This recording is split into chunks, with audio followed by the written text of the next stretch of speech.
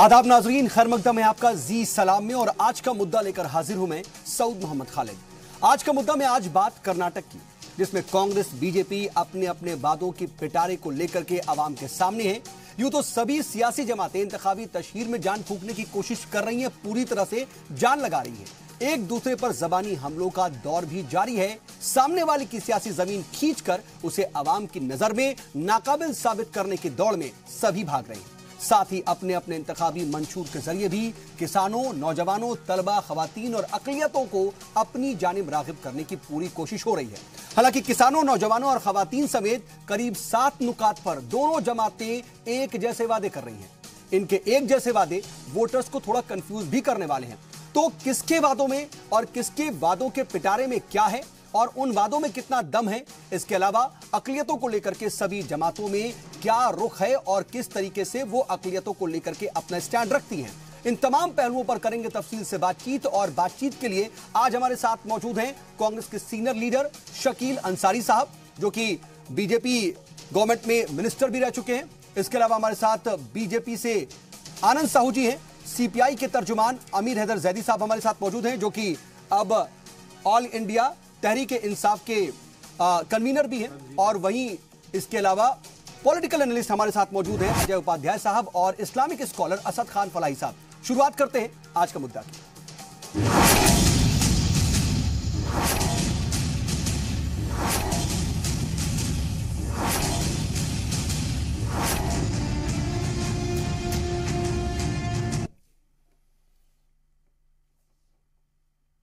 तो हाँ, देखने वाली बात होगी कि आखिर किसके पिटारे में कितना दम है और आखिर कौन कौन से वादे लेकर के ये तमाम जो सियासी पार्टियां वो आवाम के सामने हैं। सीधी लड़ाई जो है कांग्रेस और बीजेपी के बीच है और दोनों का ही इंतखाबी मंशूर अब आवाम के सामने है। एक खास रिपोर्ट आपको पहले दिखा देते हैं, उसके बाद इसी पर होगी तमाम पहलुओं पर तफसील से बातचीत। हमारे साथ मौजूद है खास पैनल। अनेक महापुरुषर ಈ ಪುಣ್ಯ ಭೂಮಿಗೆ ನಾನು ನಮನ್ ಸಲ್ಲಿಸುತ್ತೇನೆ। अपने गब्बर सिंह की पूरी टीम कर्नाटक के विधानसभा में डालने की कोशिश कर रही हो।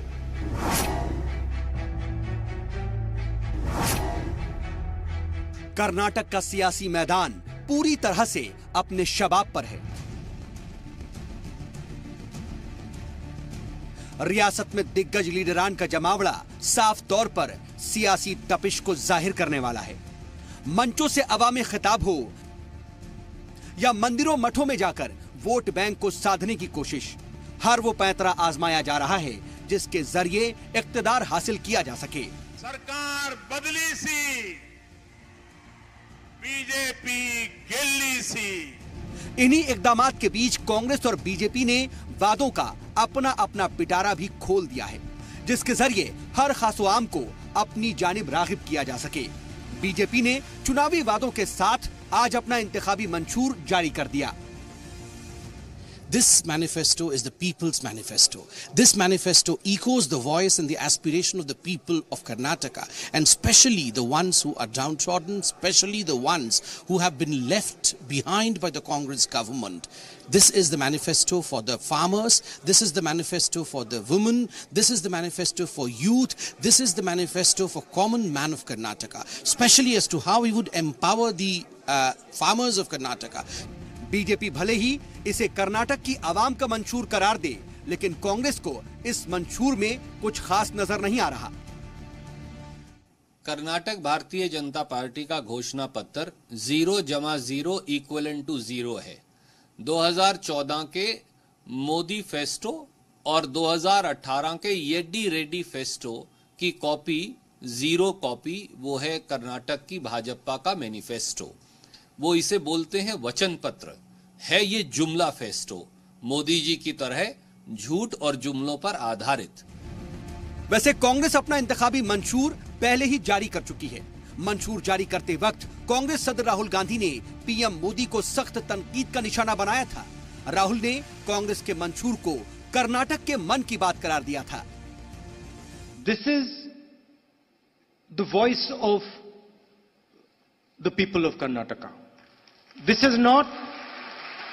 is not a manifesto that has been made by 3 or 4 people in a closed room. This is a manifesto that has been made by going to every single district, every single block, every single community, every single region of this state. The Prime Minister likes to tell people his Man Ki Baat. This manifesto contains the Man Ki Baat of the Karnataka people. वैसे अपने अपने मंशूर जारी कर भले ही आवाम को लुभाने की जी तोड़ कोशिश की जा रही हो, लेकिन हैरानी की बात यह भी है कि दोनों ही सियासी जमातों के मंशूर में 7 नुकात पर किए जाने वाले वादे सेम टू सेम हैं। किसानों की मुआशी हिफाजत, आबपाशी, खवातीन रोजगार, खवातीन की हिफाजत, फ्री स्मार्टफोन और नौकरियों जैसे मुद्दों पर दोनों ही पार्टियां एक जैसे वादे करती नजर आ रही हैं। ब्यूरो रिपोर्ट, जी सलाम। तो इंतखाबी मंशूर बीजेपी और कांग्रेस दोनों ही जारी कर चुके हैं, लेकिन दोनों ही किसान, खवातीन और साथ ही साथ नौजवान, तलबा, इन सबको साधने की कोशिश तो कर रहे हैं। खास बात यह भी है कि इन जैसे तमाम 7 नुकात पर दोनों ही पार्टी एक जैसा नजरिया भी रखती हैं। थोड़ा बहुत अगर हम कहा जाए कि अल्फाज का फर्क है तो गलत नहीं होगा, कहीं ना कहीं 7 नुकात एक जैसे नजर आते हैं। बहरहाल इन सब के बीच अकलियत कहां ठहरता है और जो तमाम और असल मुद्दे हैं कि कर्नाटक में विकास का मॉडल कहां है और किस तरीके से तमाम जो दूसरे मौजूआत हैं उसको लेकर के सभी पार्टियां अपनी राय रखती हैं, अपना नजरिया रखती हैं। इस पर हम तफसील से बात करेंगे। हमारे साथ बातचीत के लिए खास पैनल मौजूद है। जैसा कि हमने आपका तारुफ आपसे करा रखा है सभी मेहमानों का, हम बातचीत की शुरुआत करते हैं। और शकील अंसारी साहब, मैं बातचीत की शुरुआत आपसे करना चाह रहा हूं क्योंकि बीजेपी का मंशूर जारी हुआ और सीधे तौर पर कांग्रेस ने यह कह दिया कि 0/0 इज इक्वल टू 0 है। रणदीप सुरजेवाला ये कह रहे हैं। आपका मैनिफेस्टो फुल फ्लेज, सब कुछ उसमें अच्छा है, लेकिन बीजेपी में कुछ भी नहीं है, ऐसा कैसे कह सकते? कुछ तो बातें ठीक होंगी क्योंकि 7 पॉइंट्स तो उनके भी ठीक ही हैं आपके जैसे। उनकी बातें अगर बहुत ठीक भी होंगी तो कुछ दिनों के बाद वो खुद कह देंगे कि ये सब जुमले थे, इसलिए 0/0 है। क्योंकि उन्होंने जो भी कहेंगे वो कल वो करने के लिए पाबंद नहीं है, वो करेंगे भी नहीं।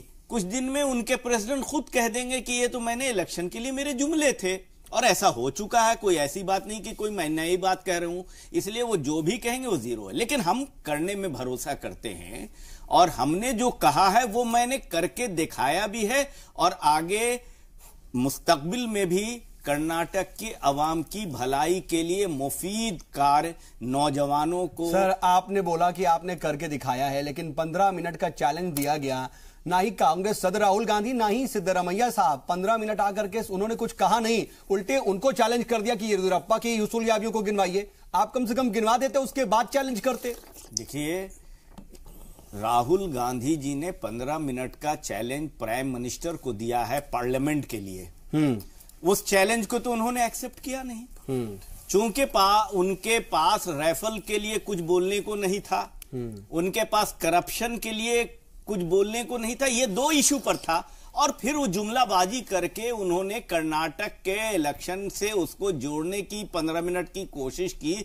और जिस तरह से वो हठधर्मी के साथ, या जिसको कहा जाए कि बहुत ज्यादा तो नहले पे दहला मार देते ना सर। एक सेकंड, बहुत गुरूर के साथ उन्होंने कहा है, तो वो गुरूर तो कोई किसी का बर्दाश्त जनता नहीं करती है, और भगवान नहीं, गुरूर के साथ नहीं कहा है सर। उन्होंने कहा कि मैं कामदार के साथ कहा कि कोई बोलना नहीं जानता है, कामदार वो है, ये कह रहे थे वो। नहीं, वो कैसे कह सकते हैं? उनको चैलेंज था पार्लियामेंट के लिए, वो कर्नाटक के लिए कहें। कर्नाटक में तो डेवलपमेंट के लिए, कर्नाटक के काम के लिए एक बार नहीं सैकड़ों बार राहुल गांधी जी 15 मिनट नहीं 1-1 घंटे की स्पीच कर रहे हैं और डेवलपमेंट की बातें बता रहे हैं। बिना पर्ची के बोला था बाहर। नहीं, बिना पर्ची ही के, मैं उनके कहने की बात को नहीं कह रहे हैं ना, वो ही तो उनका गुरूर बोल रहा है। ठीक है, वो पर्ची के साथ और पर्ची के नहीं, ये गुरूर में नहीं आइए।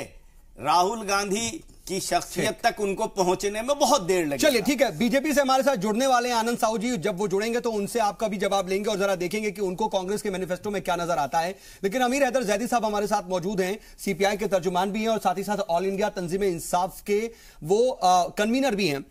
जैदी साहब, कांग्रेस और बीजेपी अपने मंशूर के साथ अब अवाम के सामने है। एक दूसरे के मंशूर को 0/0 बताने की कोशिश हो रही है, लेकिन बड़ी हैरानी के साथ 7 पॉइंट्स, और वो भी बहुत अहम पॉइंट्स, किसानों का पॉइंट है उसमें, खवातीन के हिफाजत का और खवातीन से जुड़े कई पॉइंट्स हैं, तलबा और नौजवानों से जुड़े पॉइंट्स हैं। इन 7 पॉइंट्स पे सेम टू सेम नजरिया है, फिर भी दोनों इत्तेफाक रखते हैं और एक दूसरे को आईना दिखाने की कोशिश।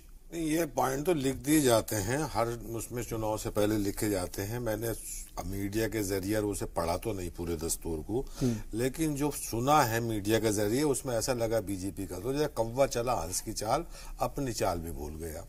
उत्तर प्रदेश में जब अखिलेश ने लैपटॉप योजना लेके आए थे तो इन्होंने उसका विरोध किया था। अब लैपटॉप ये कर्नाटक में देने जा रहे हैं। दूसरी ये एक चीज और नहीं बताने को तैयार है, मैं भी कर्नाटक दौरे पे गया था, देखा था। उत्तर प्रदेश में गाय माता है, लेकिन कर्नाटक में ट्रकों में भर भर के जा रही, कोई कुछ कहने को तैयार नहीं है। वहां एजेंडा चेंज हो जाता है। मोदी जी ने चैलेंज किया कांग्रेस के नेता को, अगर वो पूरे विपक्ष को चैलेंज कर देते तो हम ही स्वीकार कर लेते। हमारे यहाँ छोटा सा कार्यकर्ता कन्हैया है हमारा, वो उससे आके आधा घंटा क्या 1 घंटा बगैर उसके बात कर ले, 10 मिनट रुक जाए उसके सामने तो हम तो उन्हें नेता मान लेंगे। 10 मिनट रुक जाए वो कन्हैया के सामने, हम स्टेज लगवा देते हैं, स्वीकार करें हमारा चैलेंज। हमारे पार्टी का सबसे छोटा नेता है सर, उसको तो अपने सामने वो चैलेंज मानते ही नहीं ना। राहुल गांधी को कम से कम बात करने के लिए इतना मानते तो हैं कि राहुल गांधी उनके सामने टिके या ना टिके। देखो कन्हैया को तो वो तवज्जो ही नहीं देते। सऊद भाई, तवज्जो कन्हैया को देश तो दे रहा है ना, वो नहीं देते अलग बात है, हम उन्हें तवज्जो नहीं देते। लेकिन विपक्ष का छोटे से छोटा नेता का ही चैलेंज स्वीकार कर ले, हम चैलेंज करते हैं। अब वो करते हैं मन की बात। हमारा आज एक प्रपोजल है मोदी जी को, और सुझाव भी समझ लीजिए, यह है कि वो अपने मन की बात करते हैं कि एक प्रोग्राम, जो कि पीएम है, वो एक प्रोग्राम ऐसा शुरू करें कि वहां से जनता भी अपने मन की बात आगे कर लिया करे, वो जनता के मन की बात सुनने लगे। हमारा चैलेंज है, जिस दिन वो जनता के मन की बात सुन लेंगे, जिस दिन कौमी तर्जुमान को अपना इंटरव्यू देने लगेंगे, हम उस दिन उसे मान लेंगे कि हाँ वो सर्वमान्य नेता हो गए। अपनी कहो, अपनी सुनो और अपने मैदान में अकेले दौड़ के अव्वल आ जाओ, ये हर देखिए, ये समझ नहीं पा रहा हूं मैं, आपको बीजेपी के ही मंशूर से दिक्कत है या कांग्रेस में भी आपको खामी नजर आती है? नहीं, कांग्रेस के मंशूर मैंने बताया ना, दोनों का मंशूर मैंने पढ़ा नहीं है। और जिस तरह से मुद्दे होते, मैं कर्नाटक गया था, बेंगलोर का डेवलपमेंट मैंने देखा है और वो सब कुछ देखा है। कांग्रेस से मुझे बस एक शिकायत है जो कांग्रेस की वहां हुकूमत है, क्योंकि टीपू सुल्तान जहां शहीद हुए उनकी पट्टी पे लिख दिया जहां मृत्यु हुई, और वो नाले के किनारे है। वहां जैसे सड़क के ऊपर एक बोर्ड लगा दिया जाता है ना कि इतने अनदेखी है, यानी कि उसकी पूरी बिल्कुल अनदेखी है। और पूरे किले के अंदर झोपड़पट्टी बसा दी गई है, जिसने देश की आजादी की कुर्बानी के लिए अपने 2-2 बच्चों को गिरवी रख दिया गया था। अगर उसकी विरासत को भी ये सहेज के जवाब लूंगा मैं शकील अंसारी साहब से कि टीपू सुल्तान को लेकर के तमाम तरह की बातें की जाती है, असेंबली में जो है खिताब तक करा दिया जाता है सदर जमहूरिया का, लेकिन उनकी अनदेखी क्यों? लेकिन अंसारी साहब, मैं आपके पास आऊं उससे पहले असद खान फलाही साहब, मैं जरा अकलियतों के मुद्दे पर भी आना चाह रहा हूं कि दोनों ही पार्टियां तमाम बातों को तो लेकर के अपनी मंशूर में जाहिर कर रही हैं, साफ तौर पर स्टैंड। लेकिन अगर सबसे अहम कोई नुक्ता है अकलियत को लेकर के, तो 4% सरकारी नौकरियों में रिजर्वेशन की बात कांग्रेस ने अपने मंशूर में कही है। हालांकि इसको बहुत ज्यादा तूल नहीं दिया जा रहा है, शायद इसको ढक करके और छिपा करके बताने की कोशिश हो रही है। लेकिन इसके अलावा दोनों ही पार्टियों की नजर में अकलियत कहां ठहरता है, आप किस तरह से देखते हैं? देखिए, मैं आपको अकलियत के ताल्लुक से बात हो रही तो सबसे पहले बताऊं कि पूरी दुनिया में जितने भी मुल्क हैं, उस मुल्क की पैमाइश करने के लिए, उसका मेजरमेंट कि वो कितना प्रॉस्पीरियस है और कितना खुशहाल है, ये देखा जाता है कि वहां की अकलियत कितनी खुशहाल और कितनी महफूज है। बेशक ये पूरी दुनिया का क्राइटेरिया है, या हिंदुस्तान का ही नहीं। अब इसको हिंदुस्तान के पस मंजर में लीजिए तो स्टेट वाइज बांट लीजिए आप। तो मैं कर्नाटका में सबसे पहले ये देखूंगा कि वहां की अकलियत कितनी महफूज है, उनकी जान माल इज्जत आबरू कितनी महफूज है, उनकी जान माल के ऊपर तो खतरा नहीं आ रहा, उनके ऊपर हमले तो नहीं किए जा रहे। इस तरह के जो दूसरे स्टेट में हमें देखने को नजीर मिली है, इस तरह की चीजें वहां तो मौजूद नहीं है। पिछले 4 साल में ये जो भी सरकार रही, अगर उसके पैमाइश में आप देखें, उनके पसे मंजर में देखें, उन तमाम चीजों को अगर आप मेजरमेंट करें, तो अकलियतों की जान माल इज्जत आबरू, ये सारी चीजें वहां महफूज रही हैं, जो एक इंसान की बेसिक बुनियाद में से भी है। और इसीलिए क्राइटेरिया बनाया गया पूरी दुनिया के लिए कि जो मुल्क अपने आप को प्रॉस्पेरियस क्लेम करने की कोशिश करेगा उसको सबसे पहले अपनी माइनॉरिटी को, अपने अकलियत को प्रॉस्पेरियस और खुशहाल बनाना पड़ेगा और महफूज और प्रोटेक्टेड बनाना पड़ेगा, तब वो क्लेम कर सकता है। अब आइए उन नुकात के ऊपर जो इस रिजर्वेशन की बात कर रहे हैं। रिजर्वेशन हिंदुस्तान में रिलीजियस बेस पे मिल ही नहीं सकता। इससे पहले कर्नाटका से पहले आप देख चुके हैं, आंध्र प्रदेश के अंदर दिया गया था, कोर्ट में चैलेंज किया गया और उसको कोर्ट ने रिजेक्ट कर दिया, क्योंकि आप जो है मजहब की बुनियाद पर रिजर्वेशन दे ही नहीं सकते। तो मेरा जहां नुक्ता यह है कि जो माइनॉरिटी जो भी है, चाहे सिर्फ मुस्लिम ही नहीं बल्कि और भी माइनॉरिटीज है वहां पर, उनकी माशी हालत को देखते हुए उन पर स्पेशल तवज्जो दी जाए। क्योंकि मैं इंडियन कॉन्स्टिट्यूशन का आर्टिकल 45 ही है जिसमें SC ST के लिए भी है। उसके साथ साथ एक और चीज उसमें कही गई है कि government will take care of दो कम्युनिटीज दो के बैकवर्ड है उसमें माशी तौर पर और तालीमी तौर पर। तो ये चाहिए वहां की सरकार को, जो भी सरकार इस वक्त जो या मैनिफेस्टो मंशूर मैंने भी पढ़ा उसके अंदर, उसमें इन्होंने तालीम को लेकर कोई ऐसी बात नहीं की OBC और ST के लिए इन्होंने कहा, जैसा आप भी शो कर रहे हैं कि हम बैरून मुल्क भेजेंगे उनको पढ़ने के लिए और उनके लिए तालीम का और बेहतरीन इंतजाम करेंगे। इसी तरीके से माइनॉरिटी के लिए, अकलियत के लिए भी आपको स्पेशल प्रोविजन लाने पड़ेंगे कि हम जो है आपको स्पेशल स्कॉलरशिप देंगे या आपको मतलब वो देंगे। अकलियतों की बात तो होती है, उन्हें थोड़े बहुत कर्ज अदायगी, कर्ज की बात, रिजर्वेशन की बात तो कर दी जाती है, लेकिन जो सबसे जरूरी चीज है तालीम, उस पर जो है जोर नहीं दिया जाता आपके मुताबिक। और यहां पर भी ये दिख रहा है तालीम के मुताबिक नहीं दिया जाता जब तक, और किसी भी कौम आज तक आदम अलैहिस्सलाम से लेकर मैं बात करूं या जब से दुनिया बनी है, किसी कौम की हालत अगर बदली है तो सिर्फ दो ही चीजों ने, इल्म और अखलाक ने। अगर इन दोनों पे काम नहीं किया गया तो वो कौम कभी नहीं बदल सकती। ये पूरा यूनिवर्सल एस्टेब्लिश रूल है, मेरा कोई अपना नहीं है कि जब तक इंसान की तालीम के ऊपर फोकस नहीं किया जाएगा। और आज आपको एक बात और जोड़ दूं, चूंकि ये मौका ऐसा है, पता नहीं बेहतर रहे कि किसी भी कौम को अगर बर्बाद करना है तो उसके एजुकेशनल इंस्टीट्यूशंस को बर्बाद कर दो, वो खत्म हो जाएगी, वो कह लीजिए कि उसको वो ब्लाइंड हो जाएगी। ये लफ्ज इस्तेमाल किए गए। जिस तरह से माइनॉरिटी के इंस्टीट्यूशंस पे हमले किए जा रहे हैं आज के दौर में, आप देख रहे हैं आए दिन कोई ना कोई इन अननेसेसरी इश्यूज बना के उनको किया जा रहा है। इस तरह के और इदारे बनाने के बजाय आप जो मौजूदा जब अक़लियत की बात होगी तो अक़लियत के तालीमी इदारों की भी बात होगी, और फिर अगर उसमें कहीं कुछ कमी है, खामी है या फिर उन्हें टारगेट किया जा रहा है तो ये बात भी उठेगी। हालांकि हमने इस पर बहुत ज्यादा बातचीत की है, इस पर कई बार हमने बहस व मुबाहिसा किया है आज का मुद्दा में ही, लेकिन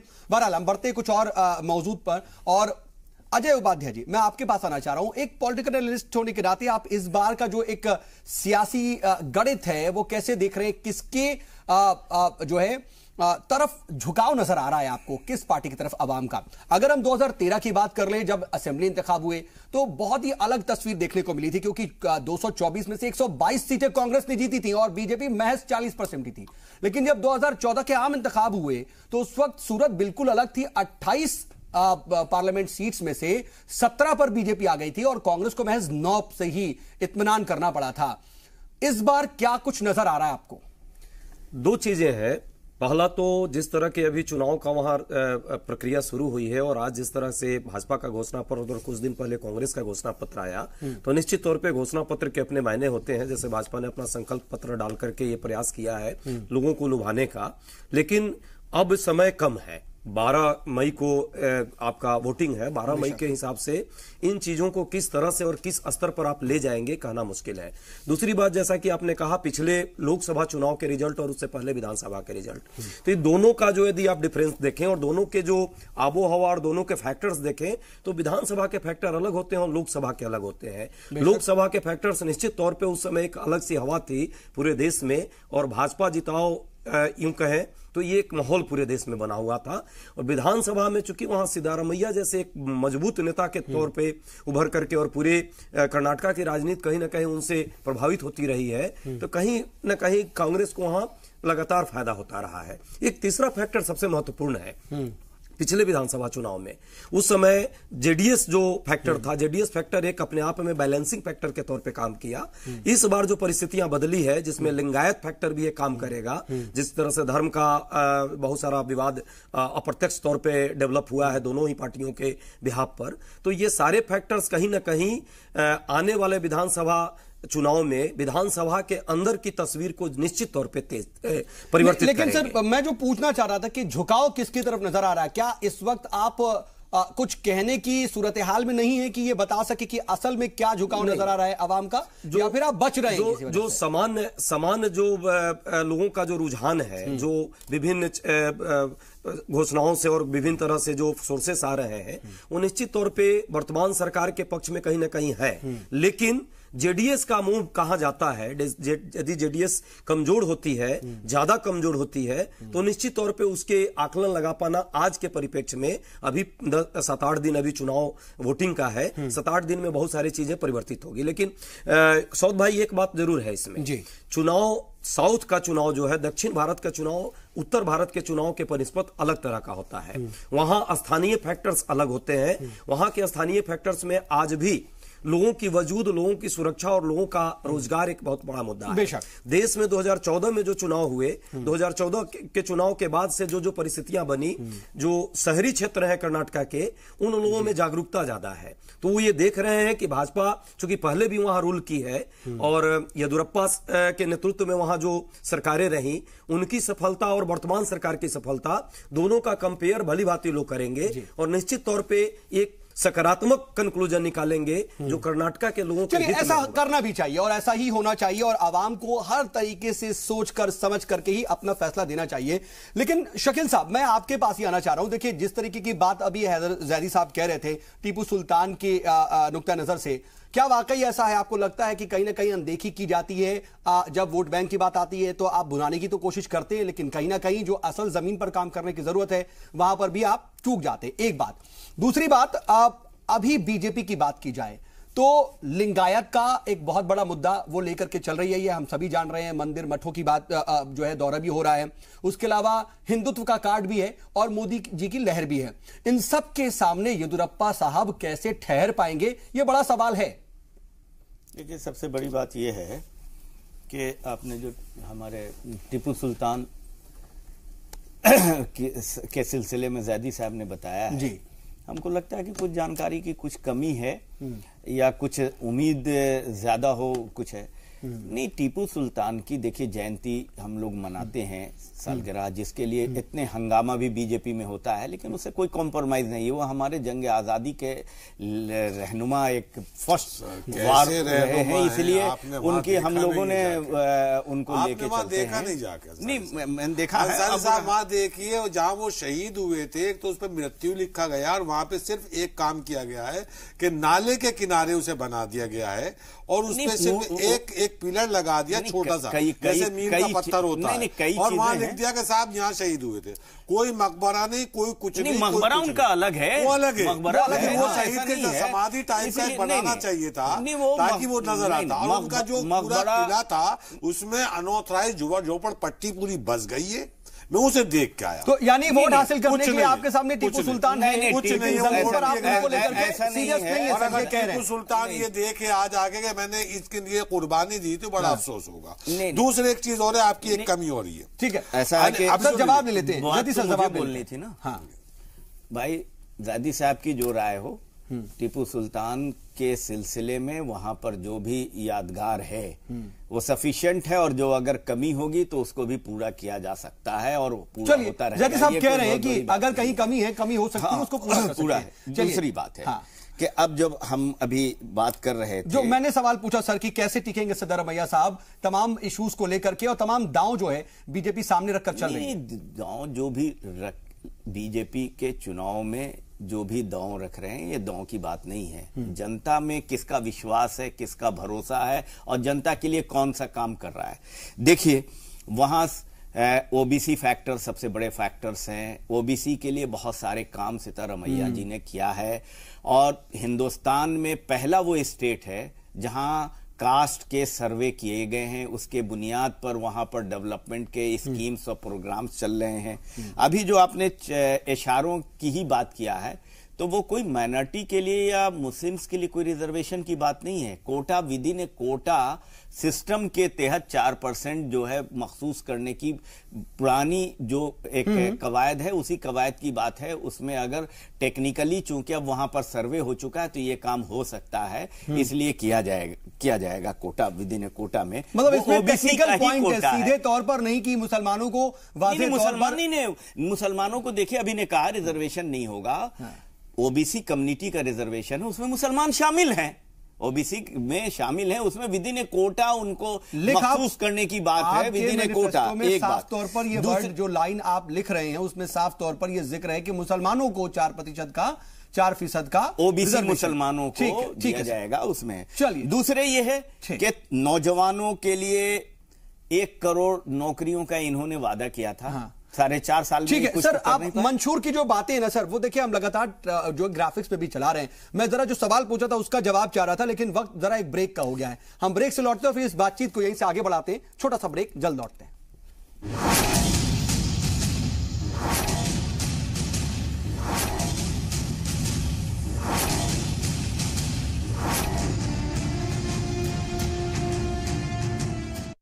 तो अपने अपने इंतखाबी पिटारे के साथ कांग्रेस और बीजेपी सामने है अवाम के, और उनका इंतखाबी मंशूर अब सामने है, और उसमें तमाम तरह के मौजूआत को शामिल किया गया है। हर तबके के लिए खासतौर पर बात की गई है, अकलियत के लिए भी बात की गई है, लेकिन कुछ मौजूआत हैं, कुछ पॉइंट्स ऐसे हैं जिस पर दोनों ही पार्टियां एक नजरिया रखती हुई नजर आ रही हैं। लेकिन अवाम किस पर भरोसा करेगी, ये एक बड़ा सवाल है। इस पर हम बातचीत लगातार कर रहे हैं। हमारे साथ बातचीत के लिए खास पैनल मौजूद है, और हमारे साथ इस वक्त बीजेपी की तरफ से आनंद साहू साहब भी जुड़ चुके हैं। आनंद जी, बहुत इस्तकबाल आपका जी सलाम पर।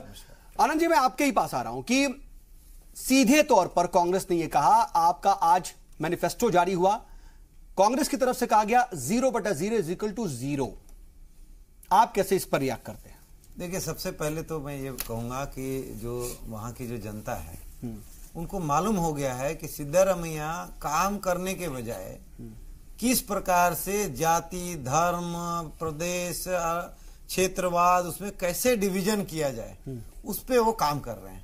और हमारी कैसे कह सकते हैं सर? मैं बता रहा हूँ, इस तरह की बात मैं बता रहा हूँ। हाँ। देखिए, 15-20 साल पहले इन्होंने एक बनाया अहिंद। अहिंद क्या है? अल्पसंख्यक, हिंदुलिदा, दलित। हिंदुलिदा का वहां लोकल भाषा है जिसमें ओबीसी बोलते हैं। अब इन्होंने क्यों बनाया हिंदुलिदा, जो अल्पसंख्यक, ये जो अहिंद क्यों बनाया? इनका ये था कि अल्पसंख्यक और ये जो ओबीसी और दलित, इसमें इनको किस तरह से एक लाइन बना करके, और मुझे किसी का वोट नहीं चाहिए, केवल यही चाहिए मुझे, इस तरह से इन्होंने एक डीएनए जो है वहां प्रस्तुत किया। और ये एक और बड़ा काम क्या किए, लिंगायत को डिवीजन करने के लिए इसको 2 खेमे में कैसे एक जो डेवलप्ड लिंगायत, एक बैकवर्ड लिंगायत, ये एक तो मतलब ये जात की सियासत करते हैं और आप मजहब की सियासत करते हैं। हाँ, तो सर फर्क क्या है? सर ये देखिए, ये मैंने ये कहा कि डेवलपमेंट की बात नहीं करते हैं, डिवीजन की बात करते हैं। और दूसरा वो वही बात मैं भी कह रहा हूं, जवाहरलाल नेहरू जी भी करती है ना, ये जात के हिसाब से डिवाइड कर रहे हैं आप। जवाहरलाल नेहरू जी ने जैसे वहां पर अलाउ कर दिया कश्मीर में 2 ध्वज, ऐसा उन्होंने अभी एक कर दिया कि कर्नाटक में अलग ध्वज होगा।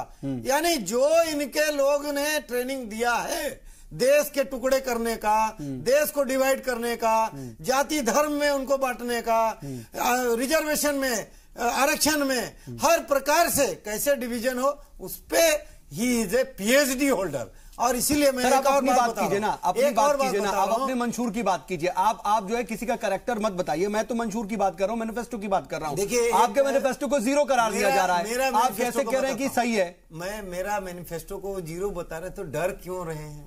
अगर आप 0 ही है, हम 1 लाख रुपया माफ करेंगे किसानों का लोन, वो हमने कहा कि 1.5 लाख से अधिक करोड़ इरिगेशन के लिए देंगे, हर खेत को पानी देंगे, क्योंकि वहां के किसान जो, देखिए कावेरी कहां शुरू होता? गुजरात की तरह पानी, लेकिन कर्नाटक के लोगों को पानी के लिए कोर्ट में इतने साल से लड़ा रहा है कौन? कांग्रेस। इल्जाम किसके ऊपर लगा रहा है? बीजेपी पे। निर्णय कब से हुआ है? 2007 से निर्णय ऑलरेडी हो गया, इंप्लीमेंट नहीं करा रहे हैं, कोर्ट में दोबारा उसको डिस्प्यूट खड़ा कराते हैं। और उसमें कहां पर किसकी क्या कमी है और किसकी सियासत कर्नाटक के लोग बेहतर जानते हैं, शायद इसको बताने की जरूरत नहीं, लेकिन इसे खास सिंगल टॉपिक पर डिटेल में जाना ठीक नहीं है। विश्वेश्वर भगवान जिसको पूजा जाता है, वो किस बात पे पूजा जाता था? हर समाज को जोड़ करके उन्होंने महिला सशक्तिकरण किया, सभी धर्म को एक पिरोया, एक जीवन में जो है सबको एक समान अधिकार मिले। लेकिन इन्होंने क्या किया? सुन लीजिए, इन्होंने सभी समाज को कैसे बांटा जाए उसका बीज ऐसा रोपा है। अरे भैया, उसके बहुत बड़े एक्सपर्ट आप हो। इस देश को करने के लिए लोगों ब्लड में जो आप बोल रहे हो, एक दूसरे के खिलाफ नफरत फैलाना, इसकी तो ट्रेनिंग आपके यहाँ, और कभी कभी ट्रेनिंग जाके जर्मनी से लेके भी आते हो ना, यही आपका काम है। आप दूसरे के ऊपर क्यों बोल रहे हो? पिछला साल गए थे आपके प्रधानमंत्री बड़ा एक्सपर्ट है इसमें। अभी चुनाव हुआ, बहुत एक्सपर्ट हमारे है। प्राइम मिनिस्टर गए, विश्वेश्वर भगवान जी का वहाँ मूर्ति का अनावरण लंदन में किए, क्योंकि उनका जुड़ाव था। क्योंकि सर, क्योंकि कर्नाटक में इलेक्शन था। अरे भैया, ये बोलिए ना, लंदन से ही कैंपेन चलता है ना, कर्नाटक में तो चलेगा नहीं। दोबारा जब गए तब भी वहाँ उन्होंने गए और सम्मान दिया। मैं ये कह रहा हूँ कि वो जो व्यक्ति ऐसे हैं जो समाज को जोड़ने वाले का को प्रतीक मान कर, सर बहुत देर से आप बोल रहे हैं सर, मैं जो सवाल पूछ रहा हूँ उसका जवाब नहीं आ रहा है। ठीक है सर, मैं सवाल जो पूछ रहा हूँ उसका जवाब आ नहीं रहा है, इसलिए मैं आगे बढ़ रहा हूँ। आपका जो आप कह रहे हैं शकील अंसारी साहब, देखिए आप बांटने की सियासत करते हैं, आपने जात में बांटा है और यही बात कह रहे हैं। आनंद साहू जी, आप जरा जवाब दे बहुत जल्दी से। खालिद भाई, मैं आ रहा हूँ, फलाई साहब आ रहा हूँ आपके पास। देखिए, ये जो कह रहे हैं कोई पॉजिटिव बात बताया इन्होंने नहीं, ये है वो है फला है और चिल्ला है। बात ये है कि वहां का इलेक्शन जो है पॉजिटिव इश्यूज पर है, नौजवानों पर, किसानों पर और एजुकेशन सेक्टर के ऊपर है। कर्नाटक बहुत दिनों से एजुकेशन का एक हब रहा है। वहां के नौजवान क्या वो बताइए। अरे भाई, एजुकेशन आपने क्या किया है? आपके टाइम में तो कुछ हुआ ही नहीं, आप तो जीरो पर कर दिया। आपने माइनॉरिटी का वेलफेयर का स्कीम बंद कर दिया, आपने ओबीसी का स्कीम बंद कर दिया, आपने आईटी का इतना रेट बढ़ा दिया कि अब आप साधारण परिवार का आदमी आईटी में पढ़ नहीं सकता है। और ये सब गलत क्या रिकॉर्ड पर है ना? 35 लाख रुपए तय हो गए, 7 लाख रुपए से 35 लाख रुपए हो गए, मेडिकल का 6 लाख रुपए से 18 लाख रुपए सालाना फी हो गया। आपने हायर एजुकेशन को कंप्लीट बेचने का काम किया है और कुछ नहीं किया है। आप जुमलों की सरकार है, आपको पता क्या, आप तो कुछ दुनिया है नहीं कहीं आपको है। देखिए, आप बोल रहे थे, मैं चुप था, अब आप इसी तरह बोलेंगे तो बोलते रहिए, दूसरा भी बोलेगा। ये गलत बात है। नहीं, वेरी वेरी रॉन्ग। आप बोल रहे थे, मैं सुन रहा था सर, 10 मिनट आपकी स्पीच हम सुन रहे थे और आपके पास सहनशीलता तो है नहीं, सहनशीलता तो है नहीं। मैं पहले भी नहीं बोला, यही आपके बीजेपी का कैरेक्टर है जो दिखाई पड़ रहा हो, जनता देख रही है कि आप 1 मिनट सुनने को तैयार नहीं है। नरेंद्र मोदी, अमित शाह जी, आरएसएस के लोग ये सहनशील है नहीं, सुन नहीं सकते हैं, किसी की बात नहीं सुन सकते। वहाँ डेवलपमेंट है, इसलिए आप घबराए हुए हैं। देखिए, रेड्डी बंधु बगल में खड़े हैं, येदियुरप्पा केसेस में हैं, आप वहाँ कर रहे हैं ईमानदारी की सियासत की बात, और वहाँ करप्शन के में जो गर्क है वो आपके प्रधानमंत्री चीफ शकील अंसारी साहब, मैं आ रहा हूँ। शकील अंसारी साहब, आनंद साहू जी, दोनों लोग के पास आऊंगा। जैदी साहब, देखिए, अपनी अपनी बात कर रहे हैं और अपनी अपनी बात रखने की कोशिश की जा रही है, लेकिन क्या आवाम की बात इसमें नजर आ रही है? देखो, अभी पानी की बात की, किसानों के हमदर्द हो रहे थे। जब गुजरात चुनाव हो रहा था तो उन्होंने कहा था कि हमने साहब वो पानी किसानों के लिए हम यहाँ तक ले आए, नर्मदाबाद की बात हुई। लेकिन जैसे ही चुनाव खत्म हुआ, वहां पे किसान पंप लगा ही नहीं सकता, जिसने लगाया उस पर केस दर्ज हो गए। यहाँ भी कहना चाहिए, जो किसान आंदोलन चल रहा है तमिलनाडु के अंदर, पानी को लेके बहुत दिनों से चल रहा है।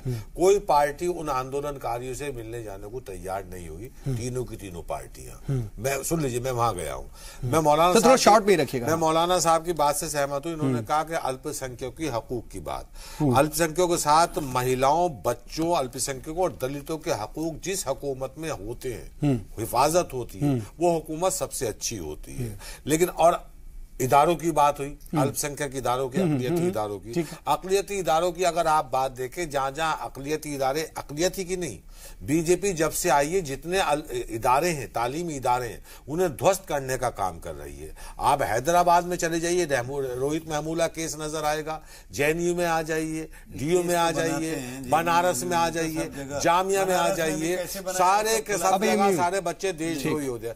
नया एग्जाम्पल एएमयू है। एएमयू में जो जीना इतिहास का अंग है और जो भूत हो चुका है, उसकी महात्मा गांधी के साथ 1000 हाफ फोटो है पार्लियामेंट के अंदर है, वो हटाना चाहिए। शिमला आईटी इंस्टीट्यूट में है, वहां से हटाना चाहिए। ठीक है, महाराष्ट्र में, ठीक है सर, वो बात तो ठीक है। और इसमें क्या सियासत है, इदारे को बिल्कुल।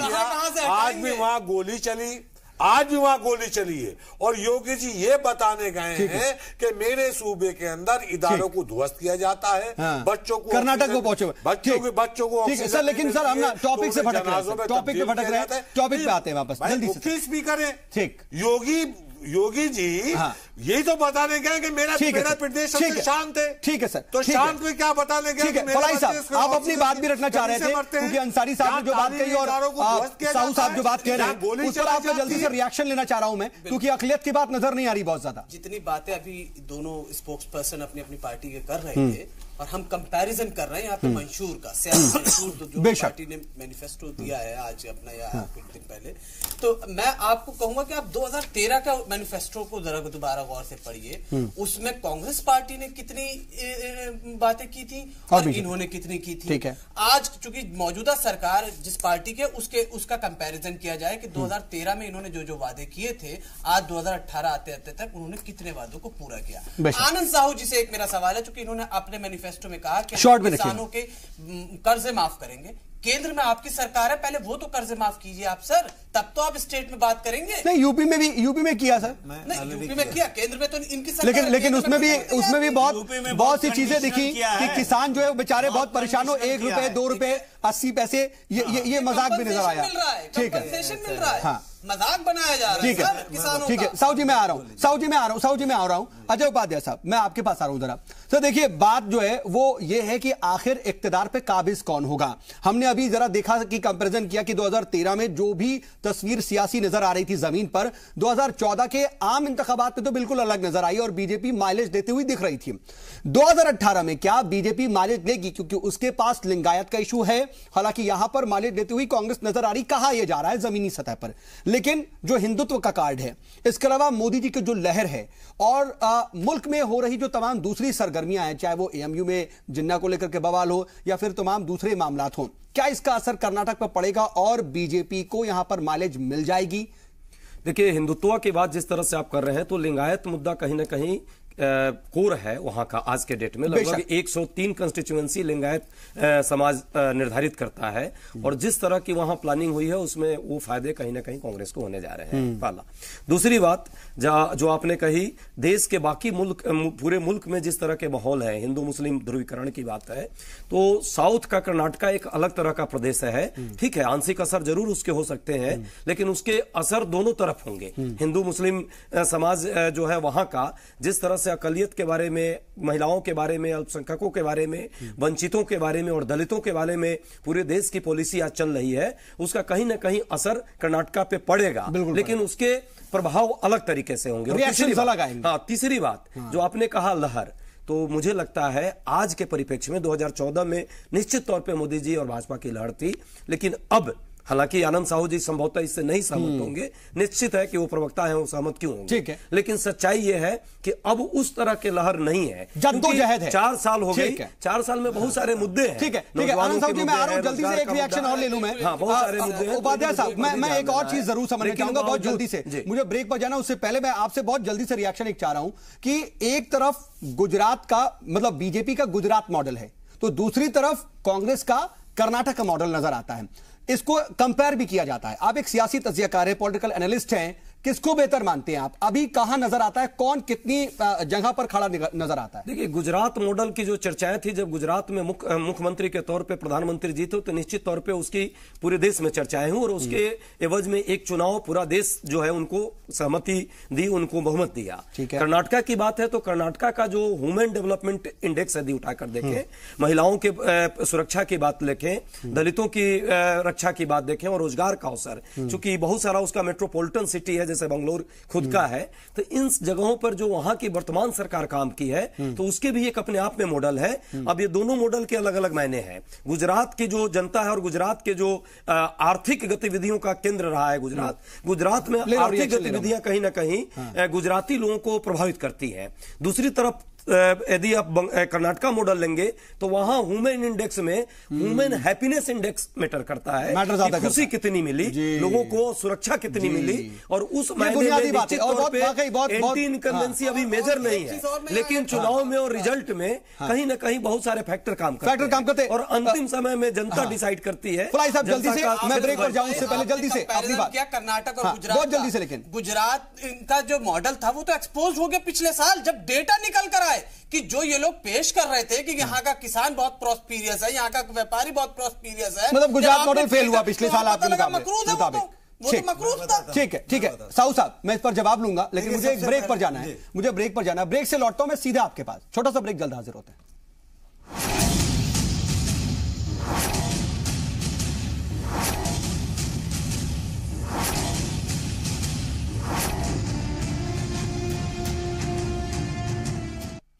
तो अपने अपने जतन हो रहे हैं, अपनी अपनी कोशिशें हो रही हैं आवाम को अपनी तरफ रागिब करने की, लेकिन आखिर कौन कर पाएगा ये तो 15 को पता चलेगा, 12 को वोटिंग होगी, लेकिन उससे पहले कोशिश पूरी है कि अपनी बात आवाम तक पहुंचाई जाए। हमारे साथ बातचीत के लिए खास पैनल मौजूद है।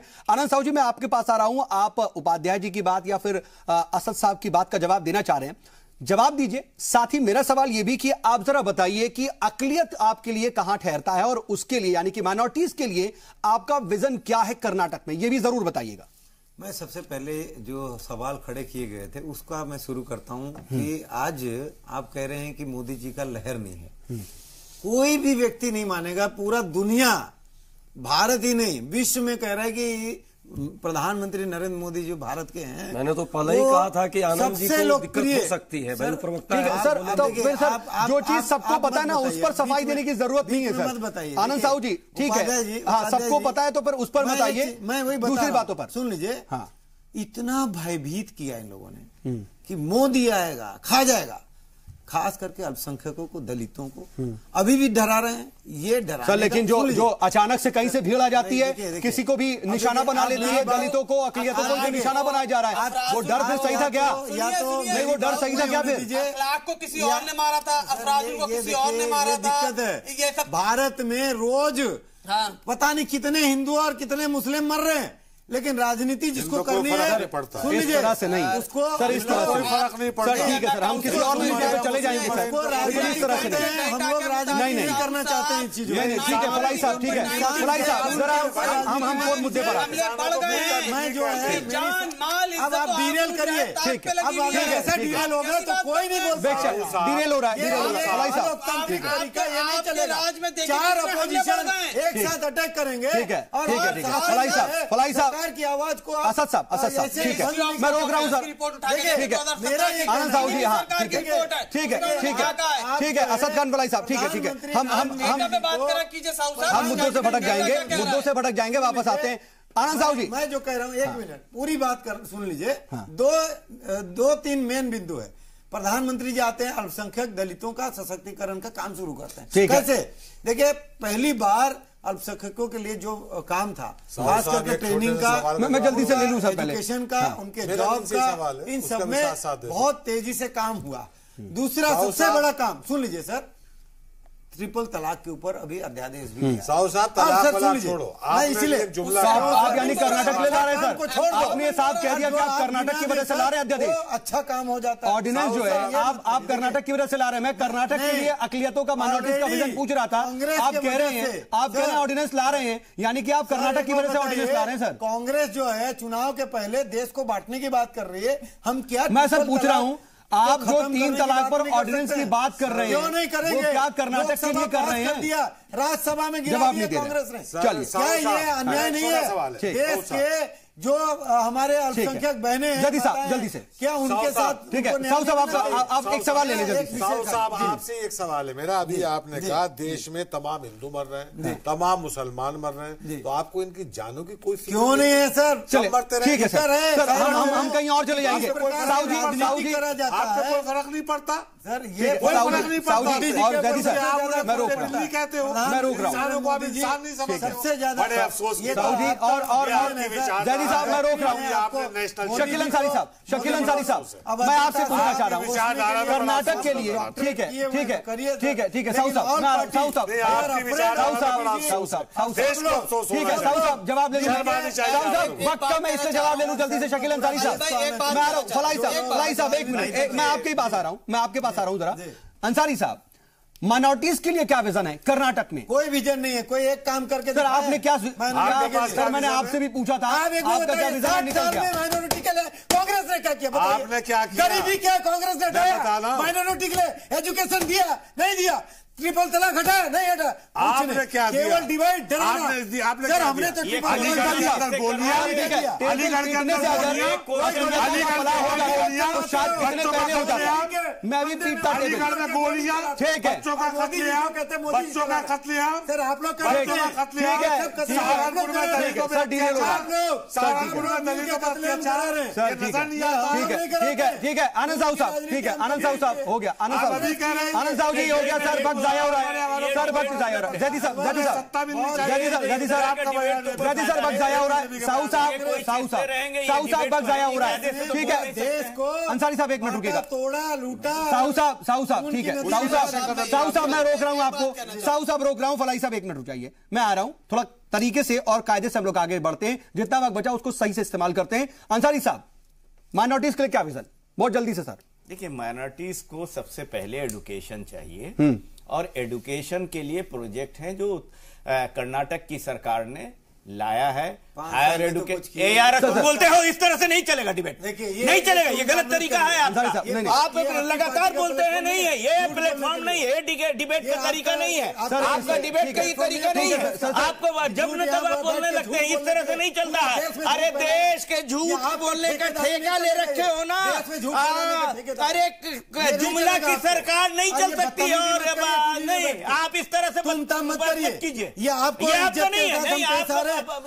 सर वक्त जाया हो गया मेरा, काश की असलियत की बात हो जाती। नहीं ठीक है फलाई साहब, मैं आपके पास असद साहब, ठीक है आप दोनों की आवाज नहीं जा रही। ये हाल है ना, साहू साहब, आए हो ना, साहू साहब, अंसारी साहब, ठीक है अंसारी साहब मैं आ रहा हूँ। फलाई साहब, फलाई साहब आप बताइए, आप बताइए। कांग्रेस के हुआ, हाँ, इन दोनों के ही मैनिफेस्टो जाके देखिए, दोनों में से किसी ने नहीं कहा। मुझे ज्यादा खुशी होती अगर इन्होंने रिजर्वेशन की जगह ये बोला होता कि हम माइनॉरिटी के लिए इतने इंस्टीट्यूट्स बनाएंगे, चाहे वो टेक्निकल होते, चाहे वो प्रोफेशनल होते, चाहे वो किसी भी तरीके के होते। लेकिन आप दोनों के मंशूर उठा के देखिए, वोट हासिल करने के लिए हमेशा अकलियत नजर आता है, लेकिन काम करने के लिए नहीं। ठीक, चलिए ठीक है सर, मैं फाइनल कमेंट ले रहा हूं, बिल्कुल वक्त नहीं है। अब अजय उपाध्याय जी मैं आपके पास आ रहा हूं। देखिए माइनॉरिटीज के लिए विजन क्या है, कितना है, हम सभी जान रहे हैं। कंस्ट्रक्टिव वे में तो दोनों ही लोग नहीं बता पा रहे हैं, ठीक है। एक ब्रॉडर पर्सपेक्टिव में बताने के लिए बहुत सी बातें की जा सकती है, टेबल पीटी जा सकती है, लेकिन इससे अकलियतों का फलाह नहीं होगा। उपाध्याय जी, निश्चित तौर पे इस देश में आज लगभग 29 से 30 करोड़ लोग हैं, अकलियत के लोग हैं। कर्नाटका में भी एक बहुत बड़ा चंक है। इन लोगों का समाज के मुख्य समावेशी विकास और सबका विकास और सबका साथ यदि की बात हो सभी पार्टियों के लिए, तो इस समाज का, दलित समाज का यदि आप मेन स्ट्रीम में मुख्य धारा में नहीं जोड़ेंगे, तो चाहे चुनाव में कोई भी जीते कोई भी हारे, चुनाव तो हर हमेशा होते रहेंगे 2 साल 5 साल पे, लेकिन समाज का विकास कैसे होगा? और समाज के विकास के लिए, अल्पसंख्यकों के विकास के लिए, दलितों के विकास के लिए, कुर्सी नजर आती है, विकास के लिए सोसाइटी तो नजर ही नहीं आ रही है। एक लोगों का विकास। लास्ट कमेंट ले रहे हैं जैदी साहब, जरा बोल दूं बहुत जल्दी से सर, मेरे पास वक्त बिल्कुल नहीं। कांग्रेस ने ही ये किया है कि आपको बताओ 140 लोकसभा सीट ऐसी हैं जिसपे मुसलमान बहुमत में है, लेकिन 56 सीट ऐसी हैं जिसपे मुसलमान 50% से ज्यादा है, और उसे दलितों के लिए किसी दूसरे मजहब लेकिन पार्लियामेंट में आरक्षित कर दिया गया है। ये दलितों को, मुसलमानों को रोकने का ये बहुत बड़ी बात है अपने आप में समझने की। इसमें बीजेपी का योगदान है। वक्त इजाजत नहीं दे रहा है। आप सभी मेहमान हमारे साथ जुड़े और बातचीत में शामिल हुए, इसके लिए आपका बहुत बहुत शुक्रिया सर। मैंने डिबेट खत्म कर दी सर, डिबेट खत्म हो गई सर, डिबेट खत्म हो गई। आप सभी मेहमान हमारे साथ जुड़े और बातचीत में शामिल हुए, इसके लिए आपका बहुत बहुत शुक्रिया। देखना होगा कि आखिर वाकई कर्नाटक के लिए असल मायने में कौन काम करना चाहता है, क्योंकि इंतखाबी जो दावे हैं, वादे हैं और कई तरह की बड़ी बातें हैं, वो तो हर बार इलेक्शन से पहले सामने आती है, लेकिन जमीन पर वो वादे कहीं ना कहीं खत्म हो जाते हैं, खोखले साबित होते हैं। जरूरत आज उस बात की है कि जमीन पर भी वो दावे उतरे और अकलियतों के लिए वोट हासिल करने की कोशिश तो सभी करते हैं, जमीन पर काम शायद कोई नहीं करता। आज का मुद्दा में बस इतना ही, लेकिन चलते चलते बात जरा जी सलाम की मुहिम की। जी सलाम की मुहिम के तहत आज हम पहुंचे तारीखी शहर हैदराबाद, जाके शाहीन नगर इलाके में हमने लोगों से उनकी परेशानियां जानने की कोशिश की। इस इलाके में जो सबसे बड़ी परेशानी है हमें नजर आई वो है पानी। देखिए आप भी जी सलाम की मुहिम।